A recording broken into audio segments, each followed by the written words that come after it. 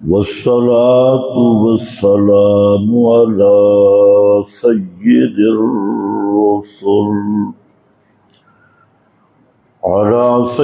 الرسل وخاتم الأنبياء. أما بعد فأعوذ بالله من الشيطان الرجيم. بسم الله الرحمن الرحيم. كيف يهدي الله قوما كفروا بعد إيمانهم وشهدوا أن الرسول حق وجاءهم البينات. سبحان ربك رب العزة عما يصفون وسلام على المرسلين والحمد لله رب العالمين.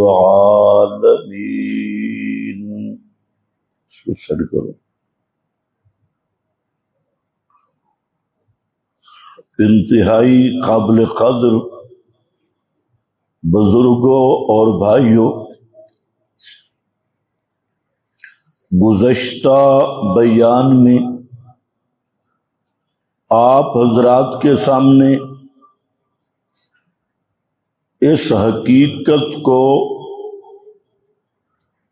بیان کیا گیا کہ رسول اللہ صلی اللہ علیہ وسلم کی حقیقی محبت یہ ایمان کی بنیاد ہے، اور اس کے بغیر ایمان کی حقیقت بھی نصیب نہیں ہوتی اور ایمان باقی بھی نہیں رہتا۔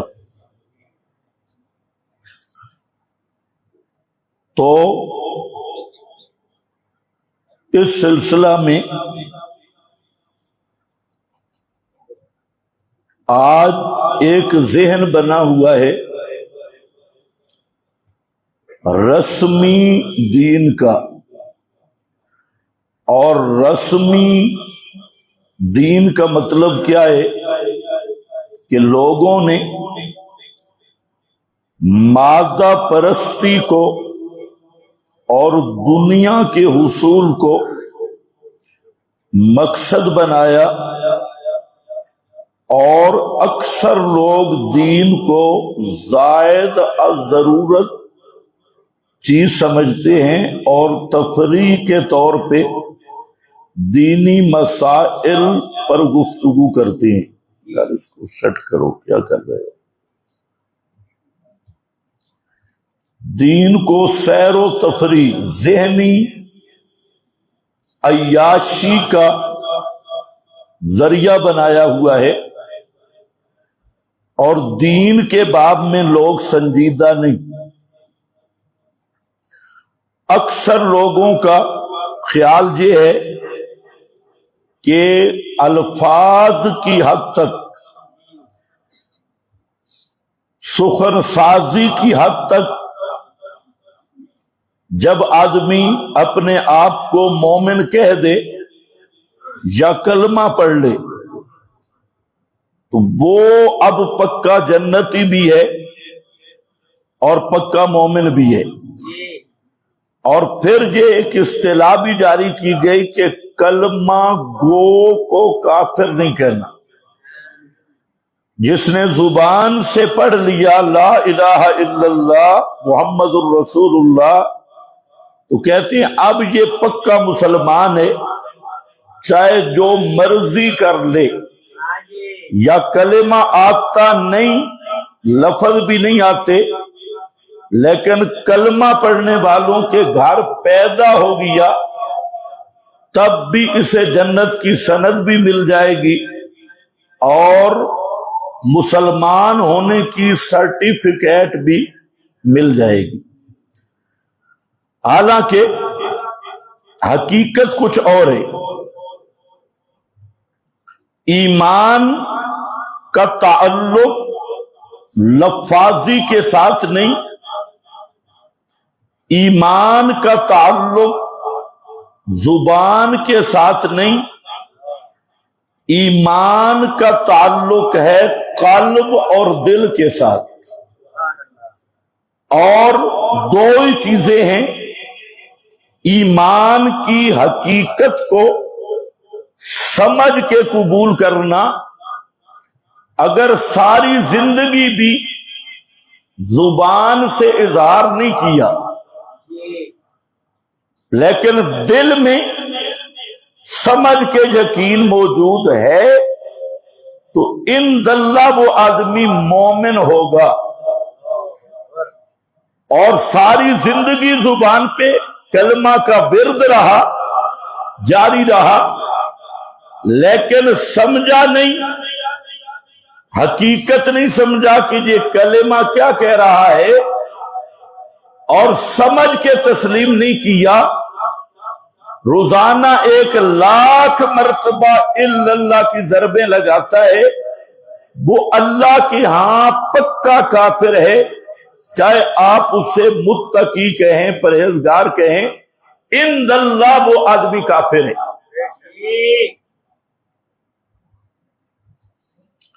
اس لیے یہ بات ذہن میں رکھو کہ صرف توحید اور رسالت کا زبان پہ آ جانا اس کا نام ایمان نہیں، توحید اور رسالت کو سمجھ کے تسلیم کر لینا اس کا نام ایمان ہے۔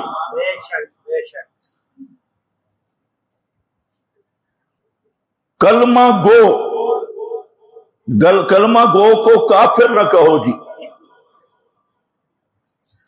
کیونکہ اس نے کلمہ پڑھا ہے۔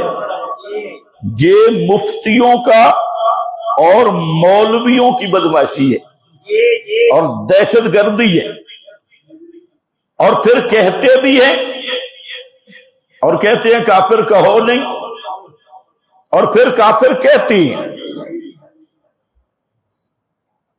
قادیانی کافر ہے، کیوں؟ میں نے ایک تقریر کی قادیانی کیوں کافر ہے، اس پہ مولویوں کو اتنا دکھ ہوا نا، اتنا دکھ ہوا، تکلیف ہوئی، کہتے ہیں جی اس طرح تو پھر کوئی بھی مسلمان نہیں رہتا۔ میں نے کہا بندے دے پتروں فتویٰ تو تم لگاتے ہو کہ قادیانی کافر ہے، کیوں کافر ہے؟ جبکہ ادھر کہہ رہے ہیں کہ ہم کسی کلمہ گو کو کافر نہیں کہنا، کلمہ گو ہے۔ قادیانی کون سا کلمہ پڑھتے ہیں؟ یہی کلمہ ہے، یہی نماز ہے، یہی اذان ہے، ان کے پاس یہی قرآن ہے، قرآن اسی کی تلاوت کرتی ہے، نماز کلمہ درود یہی پڑھتی ہیں، داڑیاں تمہارے مفتیوں سے خوبصورت رکھی ہوئی ہے، رہائش یورپ میں ہے، ٹھنڈے ایریے میں تو ان کے چہرے پہ نور وہ ان مفتیوں سے زیادہ ہے، ٹھنڈ میں رہنے والے، لیکن باوجود اس کے کیوں کافر ہیں؟ یہ ٹھیک ہو جائے سی ہے،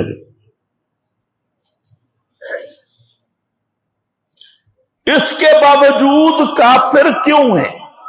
داڑھی نہیں رکھی، پگڑی نہیں پہنتے، ذکر نہیں کرتے، کربوگے والے کو پیر نہیں مانا ہوا،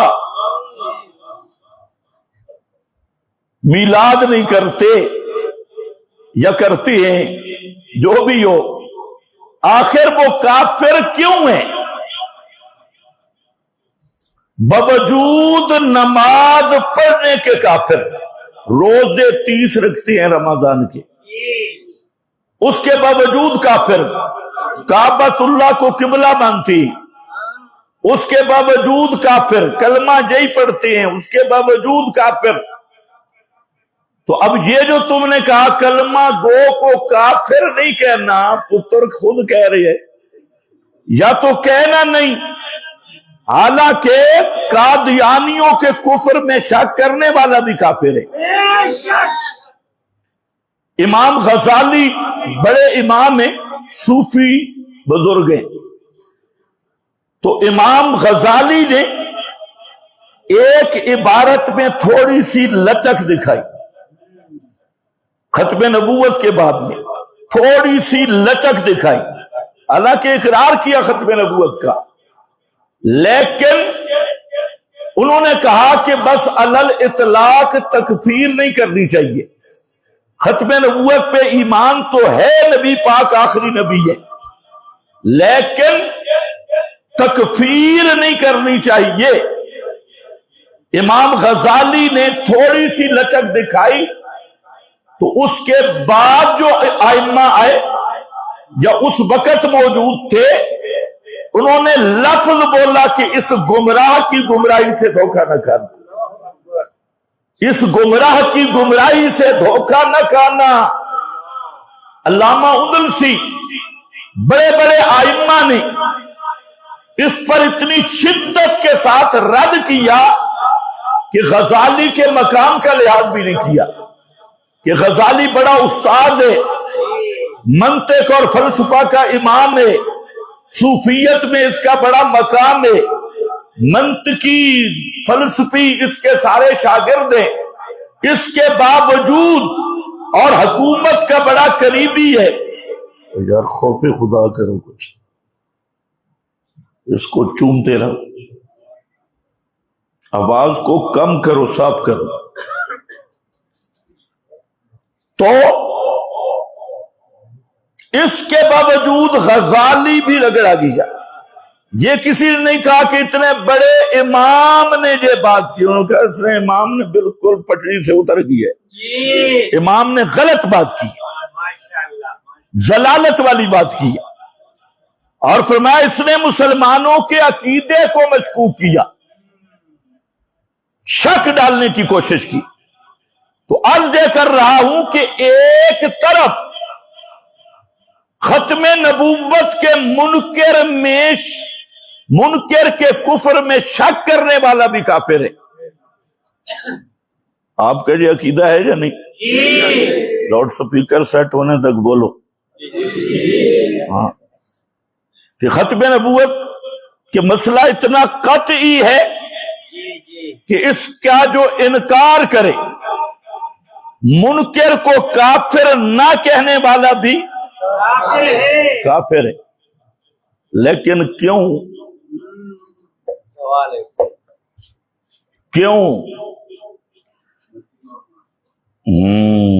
نبی اور مانا،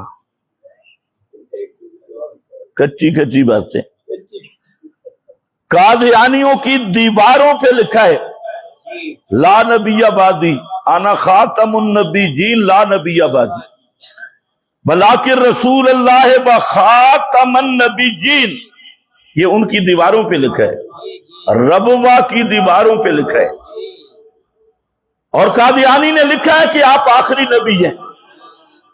لیکن مسئلہ درمیان میں کیا ہے کہ قرآن مقدس نے جو ختم نبوت کا ایک حتمی اور قطعی معنی بیان کیا، مسئلہ بیان کیا، قادیانی نے اس مسئلہ میں تعویل کی، حالانکہ آیت بالکل واضح تھی، بلاکن رسول اللہ وخاتم النبیین، بالکل صاف آیت تھی۔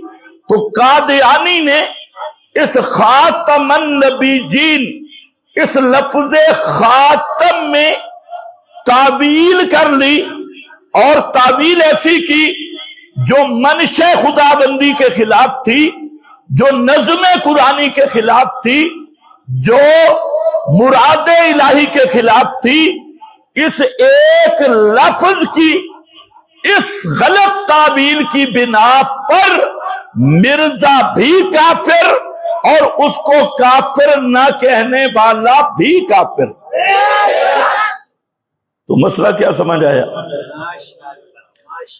مسئلہ یہ سمجھ آیا کہ 1000 دفعہ کلمہ پڑھے، 1000 دفعہ درود پڑھے،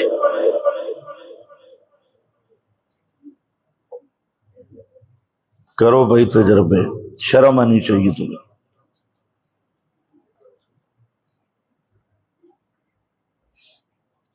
1000 دفعہ کلمہ پڑھ لے، درود پڑھ لے، لیکن اس کے باوجود کافر ہے۔ نمازیں پڑھ لے، باوجود کافر ہے۔ آئی سیٹ ہو جائے گا، مشکل ہے۔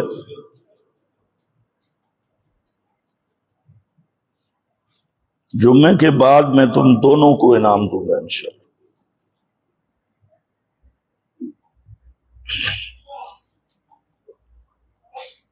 تو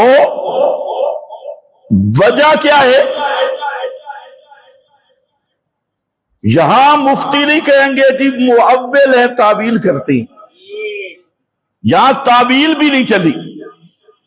تو اس لیے یاد رکھو، جو قطعی مسئلہ ہو، قطعی مسئلہ میں تعویل کرنے والا بھی کافر ہے،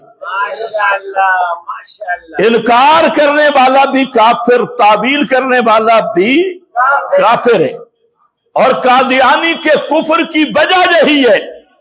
اب یہ جو لاہور کا غامدی ہے، انسانوں کی طرح شکل بھی نہیں، وہ بیٹھ کے تحقیق کر رہا ہے اور اسے یہی دھوکہ لگا ہوا ہے۔ قادیانی نماز پڑھتے ہیں، کلمہ پڑھتے ہیں، درود پڑھتے ہیں، کعبہ کو قبلہ مانتے ہیں اور وہ تعویل کرتے ہیں۔ اور وہ غامدی صاحب یہ فرما رہے تھے کہ مرزا وہ چونکہ اس کا دماغی توازن ٹھیک نہیں تھا، یہ نبوت کا دعویٰ کیا نا، دماغی مرض تھا، اس لیے ہم کافر نہیں کہتے۔ تو مرض تو غامدی کو ہے کہ وہ خبیث، اور اسے کوئی اپنی بیٹی اور بیوی کا فرق رہا، صرف نبوت کا فرق نہیں رہا، اپنی بیٹی کو بیٹی سمجھتا رہا، بیوی کو بیوی سمجھتا رہا، بیٹوں اور اپنے متعلقین میں فرق رہا۔ اس کو کھانے پینے کے لیے بھی اس کا عقل ٹھیک تھا، اور جھوٹ بولنے کے لیے بھی عقل ٹھیک تھا، اور چیلنج مناظرے کرنے کے لیے بھی عقل ٹھیک تھا، اور دماغ صرف خراب ہوا نبوت کے معاملے میں کہ مجھے بھی کبھی ذلی نبی، کبھی کچھ نبی، کبھی کچھ نبی۔ تو بہرحال میں جو بات کر رہا ہوں وہ سمجھنے والی ہے کہ مرزا قادیانی اس لیے کافر ہے کہ اس نے کتاب اللہ کے قطعی مسئلہ کا انکار کیا ہے۔ کس کا انکار کیا ہے؟ قطعی مسئلہ کا انکار کیا۔ پتہ چل گیا کہ جو آدمی بھی کتاب اللہ کے قطعی مسئلہ کا انکار کرے گا وہ بھی قادیانی کی طرح کافر ہوگا۔ اب کچھ لوگ ہیں وہ کہتے ہیں نہیں، قادیانی کافر ہے، باقی کو سارا قرآن نہ مانے وہ خیر ہے، سارے مسائل قطعی انکار کرے۔ کیا جواب؟ مؤول ہے، تعویل کرتی ہیں، اس لیے یہ کافر نہیں۔ اب وہ کیا تعویلات ہیں وہ بھی سن لو، تعویلات کیا ہیں، اور ساتھ یہ بھی ذہن میں رکھو کہ جیسے ختم نبوت کا مسئلہ قطعی ہے، اسی طرح مسئلہ الہ بھی قطعی ہے۔ مسئلہ الہ بھی قطعی کہ الہ صرف اللہ ہے، اللہ کے سوا کوئی الہ نہیں، اور الہ کا معنی بغیر اسباب کے سننے والا، بغیر اسباب کے جاننے والا۔ الہ کا معنی پکار کے لائق، نظر نیاز کے لائق، منت منوتی کے لائق، اور غیب دان मुतसर्रिफ मा फौकल असबाब, ये इलाह का माना जिस तरह खातमन नबीयीन, ये लफ्ज तो एक मकाम पे कुरान करीम में आया है सूरह अहज़ाब में, जबकि ला इलाहा इल्लल्लाह पे पूरा कुरान इसी मसला पर मुश्तमिल है और पूरे कुरान का महवर है ला इलाहा इल्लल्लाह। अब मुल्ला और मुफ्ती कहते हैं ला इलाहा इल्लल्लाह तो फुरूई है, इसमें तो अकाबिर का इख्तिलाफ है। और खत्मे नबूवत कहती है, हालांकि खत्मे नबूवत की शान की बुनियाद भी मसला ला इलाहा इल्लल्लाह है।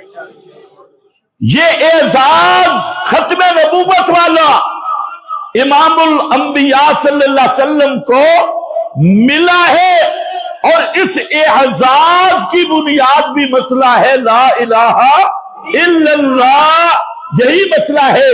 तो इसलिए मेरा भाई ला इलाहा इल्लल्लाह मानना समझ के मानना, इसका नाम ईमान है। 1000 हज्जे कर ले, 1000 नफलें पढ़ ले, काबा में मर जा और जिक्र अज़कार की मजलिसें जमा ले, जब तक ला इलाहा इल्लल्लाह को समझ के नहीं पड़ेगा उस वक्त कादियानी, अबू जाल और तेरे कुफर में कोई फर्क नहीं। तावील हो रही है, तौहीद ही तावील, बेईमाना नू हया नहीं आंदा।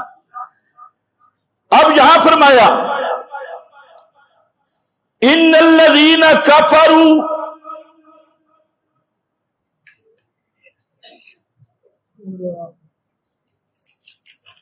ये आयत नंबर 86 सूरह आले इमरान। फरमाया कैफ़ यहदिल्लाहु कौमन,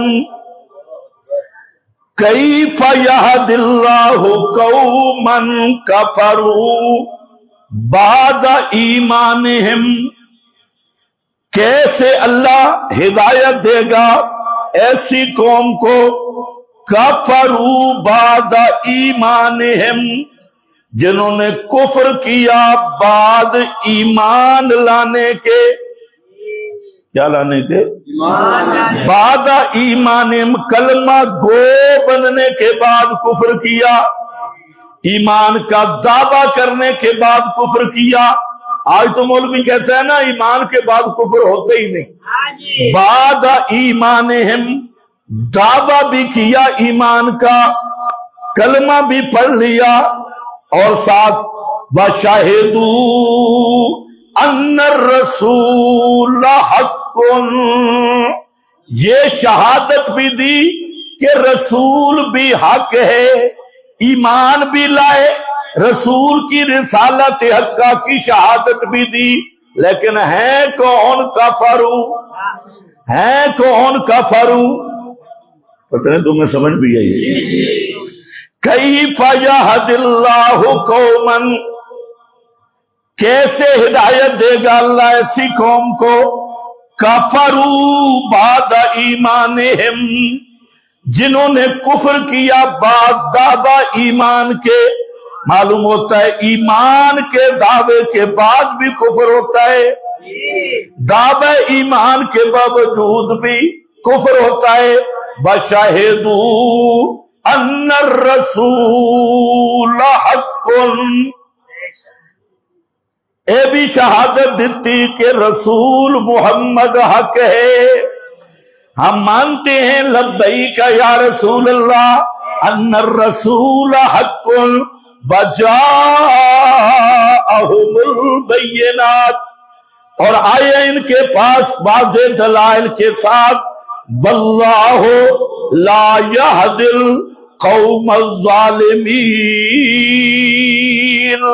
अल्लाह जालिम जिद्दियों को हिदायत नहीं देता।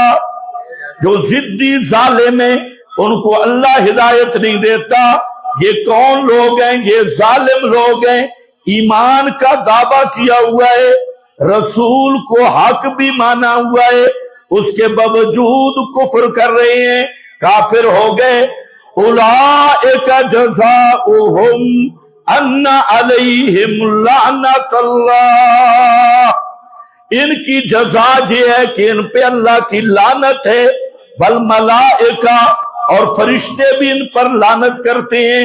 बन्नास अजमाइन, और सारे लोग भी लानत करेंगे जो इनके मुरीद हैं जहन्नम में पहुंच के, और जो मुनीब हैं वो दुनिया पे भी, दुनिया के अंदर भी इन पे लानत करते हैं। खालिदीना फिया ला युखफ्फफु अन्हुमुल अज़ाब वला हुम युनज़रून, इनसे अजाब कभी कम नहीं किया जाएगा और ना इन्हें कोई छुट्टी मिलेगी। हाँ, एक ही सूरत है, इल्लल्लज़ीना ताबू मिन बादि ज़ालिक व अस्लहू फ़इन्नल्लाह गफूरुर रहीम, जो आदमी तौबा कर गया कुफ्र से, सच्चे दिल से तौबा कर ली, फरमाया फ़इन्नल्लाह गफूरुर रहीम, बस बेशक अल्लाह बहुत माफ करने वाला, रहीमुन रहम करने वाला है। ये आवाज क्यों सीटी मार रहा है? बटन दो हैं, अक्ल बिल्कुल नहीं है। फ़इन्नल्लाह गफूरुर रहीम। और दूसरा मकाम सूरह यूसुफ का, उसमें भी जिक्र किया, वमा युमिनु अक्सरुहुम बिल्लाह इल्ला वहुम मुशरिकून, वमा युमिनुहुम अक्सरुहुम बिल्लाह, आगे इल्ला वहुम, अक्सर लोग, थोड़े नहीं, अक्सरियत लोगों की ईमान बिल्लाह का दावा करके हैं कौन? मुशरिक। ईमान बिल्लाह का दावा भी है लेकिन है भी मुशरिक। इल्ला वहुम मुशरिकून। अल्लामा आलूसी रहमतुल्लाह अलैह ने जहां लिखा मिन उलाइका अबदतुल कुबूर, इन्हीं मुशरिकों में से कब्र के पुजारी मुशरिक है, कब्रों के पुजारी मुशरिक। अन्नाज़िरून लहा, जो उनके नाम के बकरे छतरे देते हैं और उनको जाके पुकारते हैं। अल्लामा आलूसी फरमाते हैं ये वही हैं और अपने जमाने में कह रहे हैं वहुम अक्सर मिनद्दूद, वो उनकी तादाद कीड़े मकोड़ों से भी ज्यादा है। कीड़े मकोड़े इतने नहीं जितने जो मुशरिक है। ये सैयद महमूद आलूसी बगदादी की तफसीर उल मानी है। इन्हीं कब्र के पुजारी मुशरिक है। खैर, मैं अर्ज कर रहा था कि ये जो पहला नुक्ता है जो मुल्ला और मुफ्ती को धोखा लगा है कि बस जी कलमा गो की तकफीर नहीं होती, और कई जो समझदार बेईमान मुफ्ती होते कहते हैं ये मुअब्बिल है, मुअब्बिल। और भाई ताबील दो तरह होती है, एक ताबील सही है, वमा यालमु ताबीलहु इल्लल्लाह, ताबील का मकसद सही मतलब को पहुंचना, ताबील औल से सही मतलब को पहुंचना, तो ये ताबील सही है। और इसका माना तफसीर है, इसका माना सही मतलब तक पहुंचना है। और एक ताबील बेमाना तहरीफ है, ऐसी ताबील जो नस कती से टकराए वो ताबील कुफर से नहीं बचा सकती।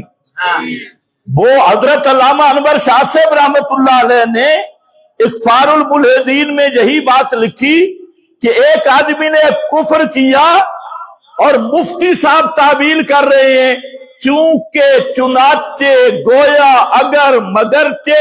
अल्लामा अनवर शाह साहब कहते हैं मुफ्ती पहले काफिर है और वो बाद में काफिर है।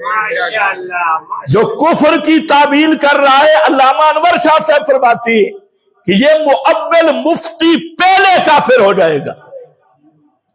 وہ بعد میں ہوگا۔ اچھا آپ مجھے بتائیں، ایک متقی آدمی ہے، بہت نیک متقی، اور وہ کہتے ہیں خنزیر حلال ہے، بس ایک کہتے ہیں میرا تفرد ہے، خنزیر حلال ہے چونکہ اس کی 4 ٹانگیں اور بکرے کے بھی 4 ٹانگیں ہوتی ہیں، اس نے قیاس کر کے خنزیر حلال ہے، اسے سنایا گیا قرآن کہ اللہ فرماتے ہیں خنزیر حرام ہے، وہ کہتے ہیں اللہ تو کہہ سکتے ہیں لیکن ہم نہیں کہہ سکتے، اللہ تو کہہ سکتے ہیں لیکن ہم نہیں کہہ سکتے۔ ایمان سے بتاؤ بندہ مسلمان ہے؟ نماز پڑھ رہا ہے، کیا بنے گا؟ ابھی بھی کچھ صوفی ڈرے ہوئے۔ اچھا ایک آدمی کہتے ہیں زنا حلال ہے، زنا کرنا حلال ہے، کہتے ہیں میں سارا قرآن مانتا ہوں لیکن یہ جو ہے نا لا تقربوا الزنا، یہ ہماری آزادی سلب ہوتی ہے، اس لیے اس کا نام کوئی اور رکھ دیتا ہے اور نیا نام کے ساتھ کہتے ہیں جی زنا حلال ہے، باقی سارا قرآن مانتا ہوں، ساری شریعت مانتا ہوں، لیکن صرف ایک مسئلہ، وہ مسلمان ہوگا یا کافر ہوگا؟ ایک تو زنا کرنا ہے، یہ تو گناہ ہے، اور ایک ہے حلال سمجھنا ہے، یہ کیا ہے؟ یہ کفر ہے، کیونکہ یہ قرآن کا انکار ہے۔ قرآن کہتے ہیں حرام، یہ اگر کہے حلال تو کیا بن جائے گا؟ اچھا جہاں مفتیوں سے بھی پوچھ لو، سارے کہیں گے کافر، یہاں سارے کہیں گے کافر۔ اسی طرح ایک آدمی کہتے ہیں سود حلال ہے، بالکل جائز ہے سود، تو وہ بھی کیا بنے گا؟ کافر۔ تو پتہ چلنا کہ کفر کا دار و مدار کس پہ ہے؟ کتاب اللہ کے کسی ایک بھی قطعی الدلالت صحیح قطعی مسئلے کا انکار کرے، صرف ایک مسئلے کا بھی انکار کرے تو وہ کیا بن جائے گا؟ کافر بنے گا۔ مثلا ایک آدمی کہتے ہیں میں حضرت ابراہیم کو نبی نہیں مانتا، میں تو محمد ہی ہوں، میں محمد رسول اللہ کو خاتم النبیین مانتا ہوں، اور وہ بدبخت کہتے ہیں میں حضرت ابراہیم کو نبی نہیں مانتا، کیا بنے گا؟ آج تو سارے فتوے تم لگا رہے۔ تو یہ اس بات کی دلیل ہے میرا بھائی کہ جہاں قطعی مسئلہ ہوگا نا وہاں انکار کیا بن جائے گا؟ کفر بن جائے گا، وہاں تعویل بچا سکتی نہیں ہے۔ اور کتاب اللہ کا سب سے بڑا قطعی مسئلہ، سب سے بڑا اصولی اور قطعی مسئلہ وہ ہے دعوت الرسول، پیغمبر کی دعوت، جو 23 سال تک میرے نبی نے دعوت دی، اور وہ دعوت کیا تھی کہ کائنات والوں پکارے سننے والا صرف اللہ ہے، بے شک کوئی نبی ولی پیر فقیر پکارے سننے والا نہیں، صرف اللہ ہے۔ صرف اس کا ایک نمونہ یہ سورۃ الرعد ہے، اور سورۃ الرعد، رعد کس کو کہتے ہیں؟ بجلی کی کڑک، بجلی کی کڑک، بادل کی کڑک۔ اس سورۃ الرعد میں اللہ نے یہی مشرکوں پر بجلی گرائی ہے، اور یہی بادل کی رات پوری سورت کا خلاصہ آیت نمبر 14 میں ذکر کیا، پوری سورت کا خلاصہ، اور ایک ہی جملے میں اگر غور کیا جائے تو یہ پورے مسئلہ الہ کا لب لباب ہے اور الوہیت کے مسئلے کا لب لباب ہے، سارے نبیوں کی دعوت کا نچوڑ ہے، اور وہ ایک جملہ ہے لہو دعوت الحق۔ سبحان اللہ، کیا ہے؟ لہو دعوت الحق، لہو دعوت الحق۔ اس کی عربی پہچانا بھی مشکل. پرسوں ایک ساتھی بتا رہا تھا کہ مسجد پہ ہم نے لکھا لہو دعوت الحق، تو للڑ خان آ گئے، انہوں نے کہا بھئی یہ مماتی ہیں، یہ مماتیوں کی مسجد ہے. انہوں نے آیت کو کاٹ دیا، لہو دعوت الحق والی آیت اڑا دی. کہتے ہیں یہ تو مماتیوں کی نشانی ہے، کوڈ ہے لہو دعوت الحق. اس نے ویسے کہا ٹھیک ہے، اگلا کام ابو جہل والا کیا ہے، قرآن مٹانے والا کام. لیکن یہ بات صحیح کی، لہو دعوت الحق یہ وہ مسئلہ ہے جو اللہ کے فضل سے اس کی امین صرف اشاعت التوحید، اور اشاعت التوحید جو اصلی اشاعت التوحید ہے. ہاں، کراچی کی پانی زدہ، سیم زدہ، اور جن میں رلا ملا ہو گیا، مکسنگ ہو گئی، کوئی اور ادھر ادھر کے پانی مل گئے، اور وہ بھی پھر للڑوں والی بولی بول رہے، ان کی بات نہیں کر رہا. بات ہے جو اصل اہل سنت کے مذہب پہ قائم لوگ ہیں اور پیغمبر کے مشن پہ قائم لوگ ہیں، یہاں پر بھی اشاعتی کہلوانے میں نجات نہیں ہوگی. یہ تو فرقوں نے امت کو مارا ہے نا. اور پورے قرآن میں شرک کے بعد جس چیز کی تردید ہے نا، وہ فرقہ واریت کی ہے سب سے زیادہ. ملا یہ بیان کبھی نہیں کرے گا کیونکہ فرقہ اپنا بنایا ہوا ہے. سب سے زیادہ قرآن نے فرقہ واریت کی تردید کی.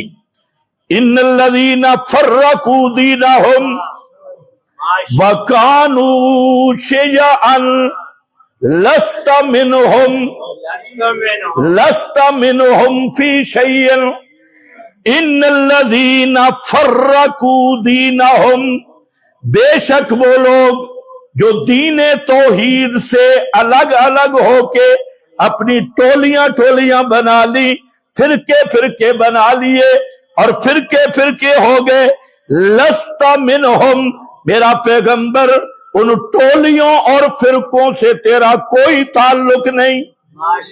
شیعہ کا معنی فرقہ ہوتا ہے، شیعہ کا معنی کیا ہوتا ہے؟ فرقہ. ان الذین فرقوا دینہم. تو یار اس کو کچھ ہلاؤ، ادھر بیٹھ گئے تم، عجیب بات ہے، بیٹھے ہیں ادھر لاؤڈ سپیکر کے ساتھ. ان الذین فرقوا دینہم وکانوا شیعا، وہ لوگ جنہوں نے دین میں فرقہ واریت اختیار کی اور سارے شیعے ہو گئے. شیعا، شیعے بن گئے. لست منہم، میرا پیغمبر آپ کا ان شیعوں سے کوئی تعلق نہیں. فی شیء لست منہم فی شیء، شیعہ کا معنی گروہ، فرقے فرقے بن گئے. اور فرمایا لا تطعن اقیم الدین، ہر نبی نے دعوت دی ان اقیم الدین، اور لوگوں دین کو قائم رکھنا. بلا تتفرقوا فیہ، اس میں فرقہ واریت نہ کرنا، دین سے الگ نہ ہونا. اور فرمایا واعتصموا بحبل اللہ جمیعا ولا تفرقوا ولا تفرقوا. اسلام میں شرک کے بعد سب سے بڑی مذمت فرقہ بازی کی ہے، اور آج امت فرقوں میں تقسیم ہو چکی ہے، الگ الگ فرقے. اور فرقہ بنتا ہے عقیدے کی بنا پر، اور فرقہ تب بنتا ہے جب ہر پارٹی اپنے کسی بڑے کی طرف دعوت دینی شروع کرتی ہے.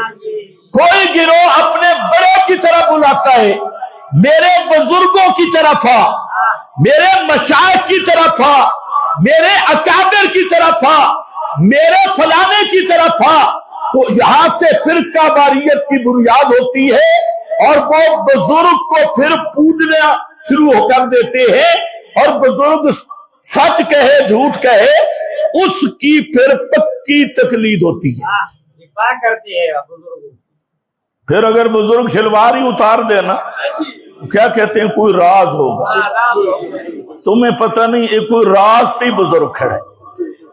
تو یہاں فرقہ واریت کی بنیاد ہے، تو اس لیے یاد رکھ لے دیوبندیت کوئی مذہب نہیں، بریلویت کوئی مذہب نہیں، اہل حدیثیت کوئی مذہب نہیں، سکرالویت کوئی مذہب نہیں، اور اشاعتی ہونا بھی کوئی مذہب نہیں۔ اشاعت التوحید صرف عقائد حق کا، عقائد اہل سنت کی ترجمانی کا نام ہے۔ اگر ترجمانی اور یہ دعوت کی تحریک ہے، تحریک کے دعوت تک رہے گی تو پھر یہ صحابہ کی نمائندہ جماعت ہے، اور اگر اس میں بھی گدیوں کی پوجا شروع ہو گئی، میرا دادا جو کہتا ہے، میرا نانا جو کہتا تھا، اور میرے باپ کی جماعت، میرے نانے کی جماعت، میرے دادے کی جماعت، جب نانا دادا بابا بن گیا، محمد سے تعلق ٹوٹ گیا، تو یہ بھی فرقہ بن گیا۔ ناراض تو نہیں ہو رہے؟ ہاں، مسئلہ قرآن والا، ماشاءاللہ، مولوی کا معیار بھی یہی ہے، الدین لا یعرف بالرجال، بالرجال، الرجال یعرف بالدین، الدین لا یعرف بالرجال۔ عبداللہ ابن مبارک فرماتے ہیں کہ دین رجال سے نہیں پہچانا جاتا، فلانے مولوی دا مذہب ہے، فلانے پیر دا مذہب ہے، لہذا حق ہے نہیں۔ ہم پیر کو تولیں گے قرآن پر، مولوی کو تولیں گے قرآن پر، میزان قرآن ہے۔ اگر مولوی کتاب و سنت کے مطابق ہے تو مولوی صحیح ہے، اور اگر مولوی کتاب و سنت سے ہٹ گیا تو خنزیر ہے۔ ہاں، دین کا معیار کتاب و سنت ہے۔ ہاں میرا بھائی، لہو دعوت الحق، لہو دعوت الحق کا معنی کیا سب مفسرین نے بیان کیا، میں اس کا خلاصہ بیان کر دیتا ہوں، اور جہاں الفرقان اس تفسیر میں سارے حوالے میں نے جمع کر دیے، علماء یہاں دیکھ لیں۔ فرمایا لام یہ اختصاص کے لیے ہے، لام کس کے لیے؟ اختصاص، اختصاص، اختصاص خاصہ۔ یہ خاصہ کس کو کہتے ہیں؟ ما یوجد فیہ ولا یوجد فی غیرہ، ایک ذات میں ہو اور کسی میں نہ ہو، وہ خاصہ ہے۔ نبوت سارے نبیوں کی حق ہے، لیکن ختم نبوت محمد مصطفیٰ کا خاصہ ہے۔ محمد مصطفیٰ کا کیا ہے؟ خاصہ۔ اب ختم نبوت کسی دوسرے نبی کے لیے بھی یہ اعزاز مانا تو کافر ہے، کیونکہ اس نے پیغمبر کی خصوصیت کا انکار کیا۔ اور اگر دوسرے میں بھی مانے، ایک آدمی کہتے ہیں میں حضرت ابراہیم کو بھی خاتم الانبیاء مانتا ہوں، مسلمان رہے گا؟ نہیں۔ بولو بولو۔ اچھا، وہ کہتے ہیں میں محمد مصطفیٰ کو بھی خاتم مانتا ہوں، حضرت ابراہیم کو بھی مانتا ہوں، دونوں کو مانتا ہوں، تب بھی کیا ہوگا؟ ہاں بولو نا۔ ختم نبوت والے مسئلے پہ جتنے مرضی فتوے لگاؤ، سارے مولوی تمہارے ساتھ۔ صرف توحید والے مسئلے پہ فتویٰ نہ لگانا، اللہ کی توحید والا مسئلہ مولوی، توحید اتنی مظلوم ہے کہ مولوی کھاتا بھی اللہ کے اور بے ایمان توحید پہ غیرت ہی نہیں کرتا۔ ختم نبوت پہ سارے اکٹھے ہو جاتے ہیں، سارے چندے دیتی ہیں۔ ایک مولوی صاحب آئے چند سال پہلے، تو مجھے کہتے ہیں یار یہ جو ہے نا ختم نبوت کانفرنس، اس میں بہت بچت ہوتی ہے۔ کیوں؟ کہتا ہے سارے اس میں چندہ دیتے ہیں، سارے دیتے ہیں، دیوبندی، بریلوی، اہل حدیث، جتنے دکاندار ہیں، زمیندار ہیں، ان کو جب ہم کہتے ہیں نا ختم نبوت کانفرنس ہو رہی ہے تو سارے مل کے چندے دیتے ہیں، کہتے ہیں بڑا کاروبار ہے۔ اچھا، میں نے توجہ نہیں کی اس کی بات کی طرف، اس نے بڑا بار بار مجھے کہا، جب ایک سال گزرا تو اس مولوی نے خود ختم نبوت کے عنوان پہ ایک جلسہ رکھا، میں نے کہا سال پہلے یہ حقیقت سمجھ گیا تھا، حالانکہ اس علاقے میں قادیانیوں کا نام نشانی نہیں، اور جٹ بیچارے جانتے نہیں کہ مرزا گاما تھا کو، پتہ ہی نہیں۔ تو اصل کیا ہے، ختم نبوت والے مسئلے پہ چندہ بہت ملتا ہے۔ عظمت صحابہ بیان کرو، چندے ملیں گے، واہ بھی ملے گی، کارکن بھی تیار ہو جائیں گے۔ میں کوئی مسئلے کی اہمیت کم نہیں کر رہا، ختم نبوت بھی ایمان کا مسئلہ ہے، عظمت صحابہ بھی ایمان کا مسئلہ ہے، لیکن یہاں تمہیں گاہک ملیں گے، مولوی اکٹھے ہوں گے، اور جب اللہ کی توحید کا مسئلہ آئے گا پھر مولوی بھاگ جائے۔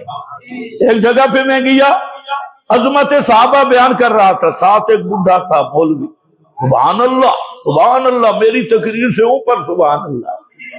تو میں نے کہا کہ صحابہ کو عظمت ملی کیوں؟ یدعون ربہم بالغداۃ والعشی، مولوی دی سبحان اللہ مک گئی، بالکل خاموش۔ میں آکے وہ بابا سم گئے مر گئے، سارا رنگ اڑ گیا۔ میں نے کہا آپ کے بارے میں ایک آیت نازل ہوئی، تعرف فی وجوہ الذین کفروا المنکر۔ ہر مسئلے پہ آپ کو گاہک مل جائیں گے، لیکن خدا کی توحید کا مسئلہ ایسا مظلوم ہے، جب یہ بیان کرو گے فتویٰ آئے گا متشدد مکفر، پھر بزرگوں کی تکفیر کرتا ہے، پھر فلانے کی تکفیر کرتا ہے۔ نہ میرا بھائی، لہو دعوت الحق، ختم نبوت کا مسئلہ بھی اہم ہے، عظمت صحابہ کا مسئلہ بھی اہم ہے، ایمان بالقرآن کا مسئلہ بھی اہم ہے، لیکن سارے مسئلوں کی بنیاد ہے لہو دعوت الحق، لہو دعوت الحق۔ لام کا معنی سمجھ آ گیا؟ اختصاص والا لام، پھر لہو کی تقدیم حسر کے لیے، اور حسر کا معنی ہوتا ہے ہی، بولو، ایک بھی ہے، ایک ہی ہے، ہی اور بھی، ہی اور بھی۔ حضرت شیخ القرآن فرماتے تھے کہ بیوی سے خامند نے پوچھا تو کس کی ہے، اور اس نے کہا تیری بھی، تیری بھی، خامند برداشت کرے گا؟ تیری بھی یا تیری ہی؟ حسر کا معنی یہ ہوتا ہے تیری بھی، پڑوسیوں کی بھی، تیری ہی، یہاں اپنے لیے بھی برداشت نہیں کرتا، اپنے لیے بھی برداشت نہیں کرتا، تیری بھی، اور سمجھ رہے ہو ہی اور بھی کیا کہے گی بی بی؟ پاک دامن بی بی کیا جواب دے گی؟ تیری ہی۔ تو اگر وہ جواب دے تیری بھی، اکثر تیری بھی سال میں ایک آدھ دفعہ کسی اور کی بھی، زندگی میں ایک آدھ دفعہ کسی اور کی بھی، کوئی غیرت والا خامند برداشت نہیں کرتا۔ تقدیم حسر کے لیے ہے، اور حسر میں ہی والا معنی ہے لہو، اور حق کا معنی اللائق بالدعا، اللائق بالدعا۔ اب معنی کیا بنے گا؟ لہو دعوت الحق، پکار کے لائق ہونا صرف اللہ ہی کا خاصہ ہے، پکار کے لائق ہونا صرف اللہ ہی کا خاصہ ہے۔ پکار کے لفظوں پہ غور، پکار کے لائق ہونا، پکار کے لائق ہونا، لیاقت اور قابلیت یہ صرف اللہ میں ہے اور کسی میں نہیں۔ کوئی پیغمبر بھی پکار سننے کے لائق نہیں، کوئی ولی بھی پکار سننے کے لائق نہیں۔ لہو دعوت الحق، یہ جس طرح پڑھتے ہو اللہ کے سوا کوئی عبادت کے لائق نہیں، یہاں اس آیت نے عبادت کا معنی متعین کیا اور فرمایا اللہ کے سوا کوئی پکار کے لائق نہیں، اللہ ہی پکارے سننے والا، اللہ کے سوا کوئی پکارے سننے والا، یہ میرے نبی کا مشن ہے، یہ ہے مشن نبوت۔ مشن نبوت اور پیغمبر سے سچی محبت تب ہو سکتی ہے کہ پیغمبر کی دعوت قبول کی جائے۔ پیغمبر نے جس مسئلے کی خاطر ساری زندگی قربانیاں دی، 1.25 لاکھ نبی جس مسئلے کی خاطر آئے، جس مسئلے پہ قرآن نازل ہوا، تورات انجیل زبور جس کا دعویٰ بنا، اور جس مسئلے کی بنیاد پہ اصحاب رسول کو عظمتیں ملی، اور اسی مسئلے کی بنیاد پہ امام الانبیاء کو اعزاز ملے، یہی وہ مسئلہ ہے جو اللہ کے دربار میں آدمی کو مومن بناتا ہے اور انکار کرے تو کافر بناتا ہے۔ 1000 دفعہ کلمہ پڑھ لے، قرآن پڑھ لے، کعبہ کے اندر رہے، کعبہ بھی مان، کلمہ گو بھی بنا رہے، لیکن اگر اللہ کے سوا کسی نبی ولی امام الانبیاء کے بارے میں بھی اگر عقیدہ رکھا کہ وہ بھی میری پکار کو سنتے ہیں، تب بھی کیا بنے گا؟ 1000 تعویلیں کر لے، جو مفتی تیری طرف سے تعویل کرے گا وہ بھی تیری طرح بے ایمان بنے گا۔ مسئلہ صاف ہے، جیسے خاتم النبیین والا مسئلہ صاف ہے، اسی طرح لہو دعوت الحق والا مسئلہ بھی حق ہے۔ ماشاءاللہ تقریر تو جہاں سے شروع ہونی تھی اور ٹائم ختم ہو گیا، آئندہ جمعہ انشاءاللہ اسی جگہ سے آگے شروع